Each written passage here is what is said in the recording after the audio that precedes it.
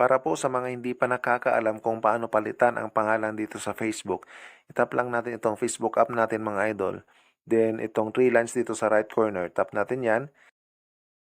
Hanapin natin ang Settings and Privacy.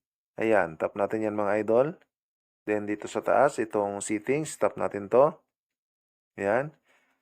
Then dito sa may Account Center, itong buong box mga idol, itap natin to. Ayan. Then dito sa Profiles, tap natin to. Ulitin lang natin mga idol. Tap natin ulit. Ayan. Since na pangalan ang papalitan natin, tap natin tong name. Tap natin yan. From Crystals mga idol, dati kong pangalan. Bubuuin natin sa totoong pangalan ko, Christopher Talino po. Ayan. Tugtungan na lang natin.